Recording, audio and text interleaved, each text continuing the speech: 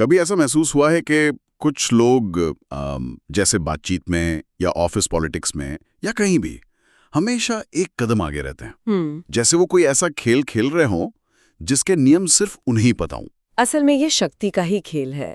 ये हमारे आसपास हर वक्त चल रहा है, चाहे हम इसे पहचाने या ना पहचाने। हाँ, आज हम एक ऐसी किताब के कुछ अहम और थोड़े विवादास्पद सिद्धांतों पर बात करेंगे।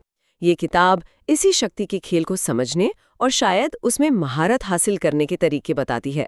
रॉबर्ट ग्रीन की मशहूर किताब द 48 लॉज ऑफ पावर। हमारे पास इस किताब का एक अच्छा खासा सारांश है और ये सीधे तौर पर बताता है कि इतिहास के सफल और कभी-कभी थोड़े क्रूर भी राजाओं, नेताओं, रणनीतिकारों के जीवन से ये 48 नियम कैसे निकले। अब देखो, हमारा इरादा यहाँ सभी 48 नियम रटना तो बिल्कुल नहीं है, बल्कि कुछ सबसे दिलचस्प और सोचने पर मजबूर करने वाले नियमों को थोड़ा खंगालना है। कोशिश ये रहेगी कि समझें कि ये नियम मानवीय व्यवहार और सामाजिक ताने बाने के बारे में क्या कहते हैं। तो चलो शुरू करते हैं। हाँ बिल्कुल, देखिए ये किताब एक बुनियादी तर्क रखती है कि शक्ति सिर्फ वो नहीं जो किसी पद से मिले, जैसे कोई राजा है या सीईओ है। नहीं, इसका असली मतलब है अपने आसपास के लोगों को प्रभावित करने की क्षमता, स्थितियों को अपने हक में मोड़ने की कला और कुल मिलाकर अपनी जिंदगी की दिशा खुद तय कर पाना।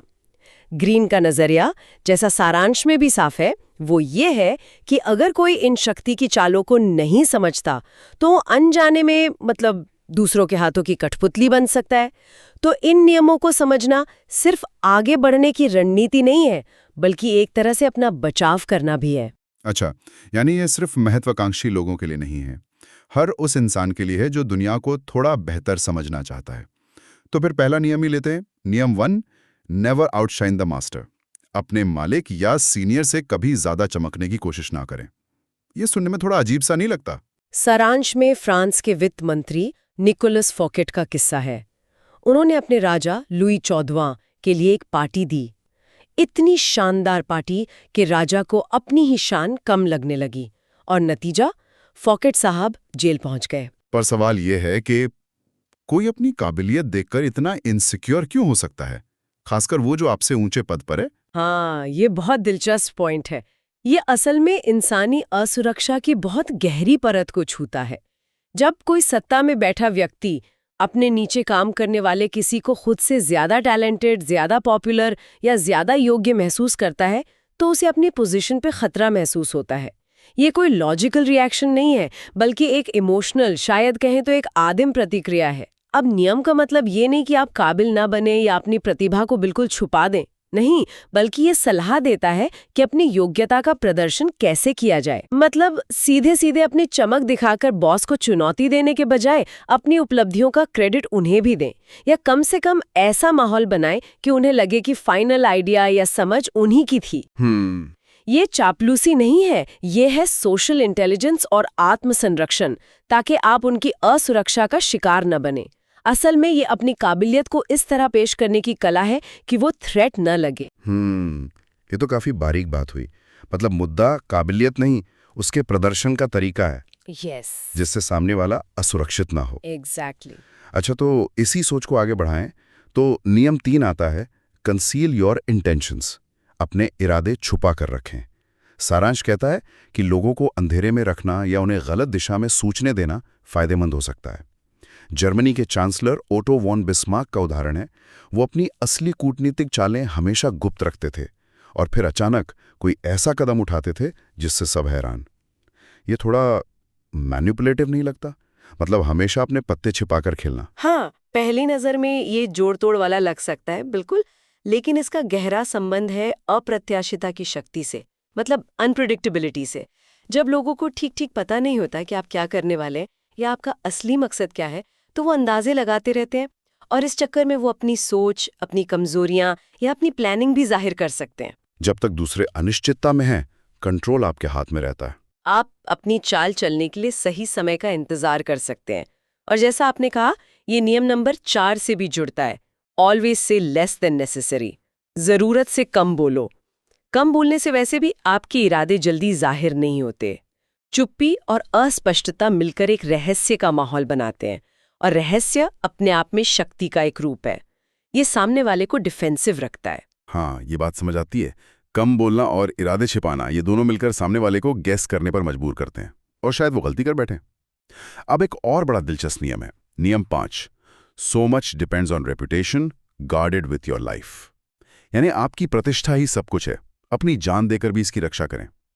सारांश इसे एक अदृश्य संपत्ति कहता है, जिस पर लगा एक छोटा सा दाग भी आपको बर्बाद कर सकता है। जूलियस सीजर का उदाहरण दिया गया है। उनकी ताकत सिर्फ सेना में नहीं थी, उनके नाम और उनकी साख में भी थी। प्रतिष्ठा इतनी नाजुक और इतनी अहम क्यों होती है आखिर? देखिए, प्रतिष्ठा दरअसल वो कहानी है जो लोग आपके बारे में एक दूसरे को सुनाते हैं, आपके गैर मौजूदगी में। ये वो छवि है जिसके आधार पर लोग फैसला करते हैं कि आप पर भरोसा करें, आपसे डरें, आपका सम्मान करें या आपको नजरअंदाज कर दें। इसे बनाने में सालों की मेहनत लगती है, लगातार अच्छे काम करने पड़ते हैं या फिर बहुत सावधानी से अपनी इमेज बनानी पड़ती है। लेकिन जैसा सारांश इशारा करता है, एक गलत कदम, एक अफवाह या एक पब्लिक बेइज्जती इसे रातों रात मिटा सकती है। इसको अगर हम बड़े लेवल पे देखें तो एक मजबूत प्रतिष्ठा आपके लिए दरवाजे खोल सकती है, बिना कोशिश के सपोर्ट दिला सकती है। ये आपकी सोशल कैपिटल है।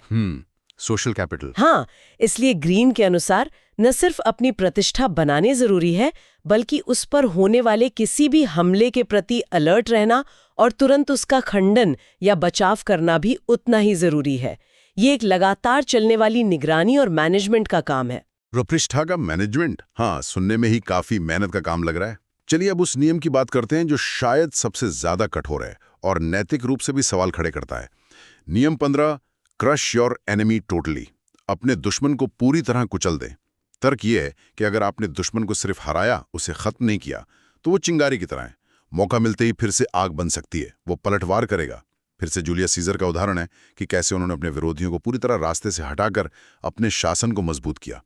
ये कुछ ज्यादा ही निर्मम नहीं है? बिल्कुल, निसंदेह ये नियम बहुत कठोर लगता है और इसकी सीधी व्याख्या खतरनाक हो सकती है। यहाँ समझना जरूरी है कि ये नियम उन स्थितियों के लिए है जहाँ संघर्ष खुला और सीधा है, जहाँ मतलब सुलह की कोई गुंजाइश बची ही नहीं है। ग्रीन का तर्क, जो इतिहास के उदाहरणों पर आधारित है, वो ये है कि आधा अधूरा छोड़ा गया विरोधी हमेशा एक पोटेंशियल थ्रेट बना रहता है। वो कमजोर हो सकता है पर खत्म नहीं हुआ। वो सहानुभूति जुटा सकता है, नए साथी बना सकता है और सही समय का इंतजार कर सकता है। हालांकि ये बात गांठ बांध लेनी चाहिए कि आज की दुनिया में, खासकर प्रोफेशनल या पर्सनल लाइफ में, पूरी तरह कुचलने का मतलब शारीरिक या हिंसक विनाश बिल्कुल नहीं है। इसका मतलब हो सकता है उनकी प्रभाव डालने की क्षमता को पूरी तरह खत्म कर देना, उनके सपोर्ट बेस को छीन लेना या उन्हें कंपटीशन से परमानेंटली बाहर कर देना, या उनकी क्रेडिबिलिटी को ऐसा नुकसान पहुंचाना कि वो फिर से सिर न उठा सकें। फिर भी ये एक असहज करने वाला नियम है और इसके इस्तेमाल के नैतिक परिणाम बहुत गंभीर हो सकते हैं। Discover each man's thumb screw, यानी हर इंसान की दुखती रग पहचाने। इसका मतलब है कि हर व्यक्ति की कोई ना कोई छिपी हुई कमजोरी होती है, कोई डर, कोई अधूरी इच्छा या असुरक्षा। अगर आप इसे जान लेते हैं तो आप उस व्यक्ति को प्रभावित करने या नियंत्रित करने की चाबी पा लेते हैं। नेपोलियन का उदाहरण है कि वो लोगों की महत्वाकांक्षाओं और असुरक्षाओं को बखूबी समझते थे और उसका इस्तेमाल भी करते थे। ये तो दूसरों की कमजोरियों का फायदा उठाना हुआ ना। यहाँ जो पहलू दिलचस्प है वो ये है कि ये नियम मानवीय मनोविज्ञान की गहरी समझ पर बेस्ड है।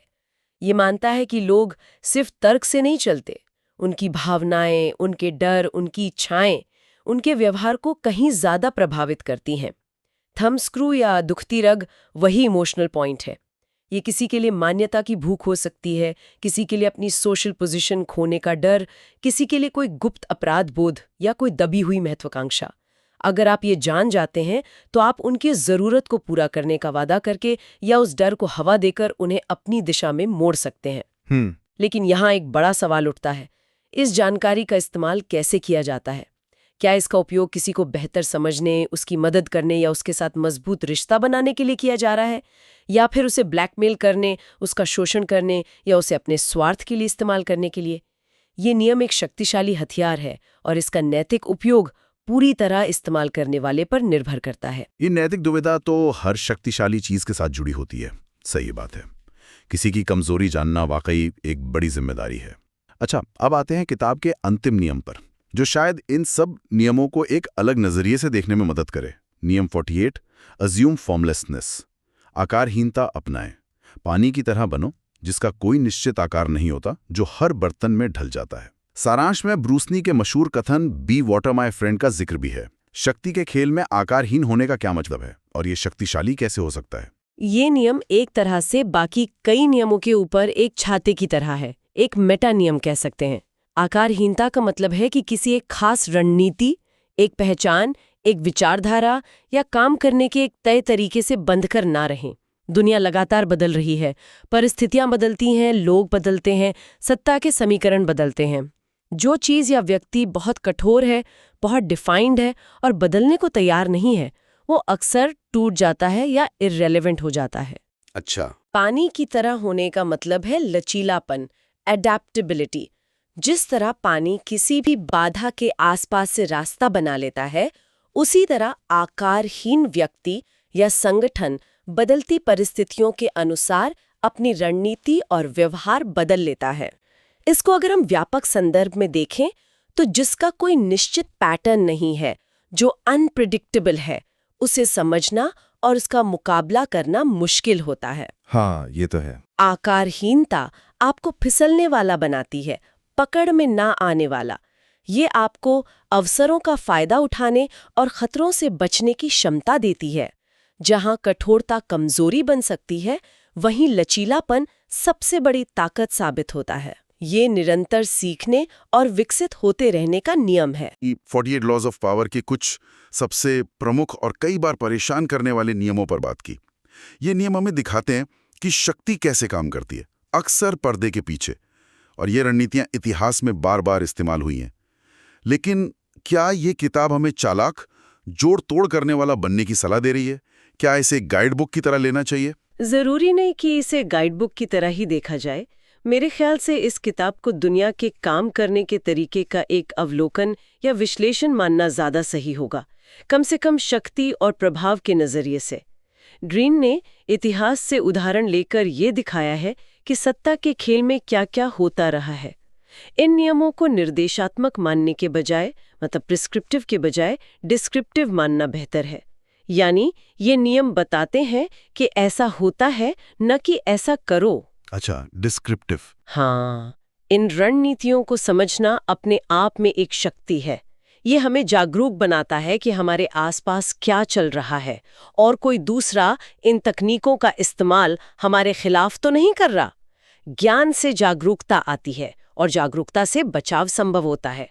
अब इस ज्ञान का इस्तेमाल कैसे करना है, क्या सिर्फ बचाव के लिए या दूसरों को प्रभावित करने के लिए, ये व्यक्ति के अपने नैतिक मूल्यों और इरादों पर निर्भर करता है। मतलब इन नियमों को जानना सिर्फ हमला करना सिखाना नहीं है, बल्कि अपना बचाव करना भी सिखाता है।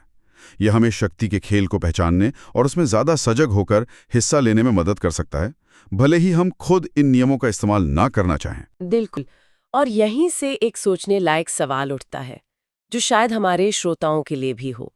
क्या इन नियमों को जानना और समझना, भले ही हम एक्टिवली इनका इस्तेमाल न करें, हमें रोजमर्रा की बातचीत, ऑफिस की राजनीति या सामाजिक व्यवहार को बेहतर ढंग से समझने और नेविगेट करने में मदद करता है? क्या ये हमें मानवीय स्वभाव की एक ज्यादा यथार्थवादी, भले ही थोड़ी कड़वी तस्वीर दिखाता है? या फिर इस तरह के ज्ञान का फैलना, ये सोचना कि शायद हर कोई गुप्त रूप से इन्हीं नियमों पर चल रहा है, क्या ये दुनिया को और ज्यादा कैलकुलेटिव, ज्यादा संदेहास्पद और आपसी विश्वास से ज्यादा खाली बना देगा? ये विचार करने वाली बात है कि इस तरह का ज्ञान हमारे आपसी रिश्तों और समाज पर क्या असर डालता है।